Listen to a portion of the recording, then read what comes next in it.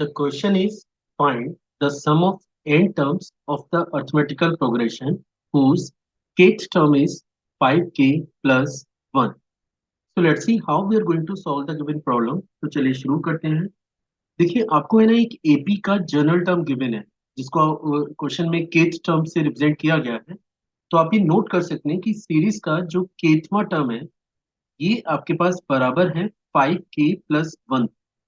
अब देखिए kth term से आपको क्या हेल्प मिलने जा रही है। आप चाहें तो यहाँ से सीरीज का पहला दूसरा तीसरा ये सारे टर्म्स निकाल सकते हैं।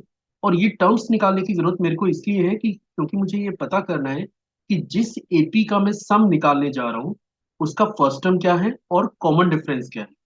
जब तक ये दोनों कंपोनेंट आपको नहीं पता होंगे आप एपी का सम नहीं निकाल सकते।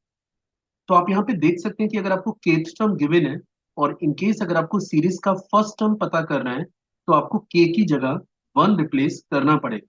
और इन केस अगर मैं k की जगह 1 रिप्लेस करूंगा तो ये बनेगा 5 इंटू 1 प्लस 1 जो कि वैल्यू बन जाती है 6k।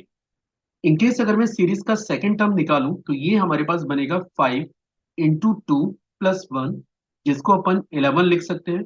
सिमिलरली अगर मैं थर्ड टर्म कैलकुलेट करूं तो ये हम लोग लिख सकते हैं 5 into 3 plus 1 and this is equal to 16 and dot dot so on.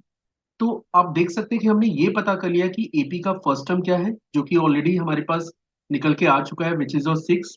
Second term मेरे पास 11 है। थर्ड टर्म हमारे पास 16 है and dot dot so on. और क्वेश्चन में ये पूछा गया है कि आप गिवन एपी के एन टर्म्स के सम को कैलकुलेट करें।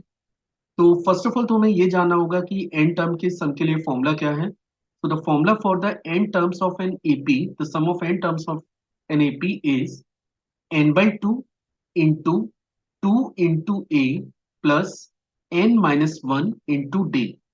मैं एक्सपेक्ट कर रहा हूँ कि आपको पता होगा कि यहाँ पे a क्या है, d क्या है, n क्या है। Basically a is actually the first term of the given AP, d is actually the common difference of the given AP, n is the number of terms and sn is actually the sum of n terms। तो आप देख सकते हैं कि a की value question में आपके पास 6 के इक्वल है और n तो ऑब्वियस सी बात है कि n टर्म का सम तो हमें कैलकुलेट ही करना है। अब बात करते हैं d की वैल्यू पे। इनकेस अगर आप d कैलकुलेट करने जा रहे हैं जो कि जनरली कॉमन डिफरेंस होता है तो आप देख सकते हैं कि 6 11 16 में अगर आप कॉमन डिफरेंस की बात करें तो ये है 11 माइनस 6 जो कि 5 यूनिट के बराबर है। तो देखिए अब एपी का मेरे पास फर्स्ट टर्म मौजूद है, कॉमन डिफरेंस मौजूद है और अब हम लोग कैलकुलेट करने जा रहे हैं सम ऑफ एन टर्म्स।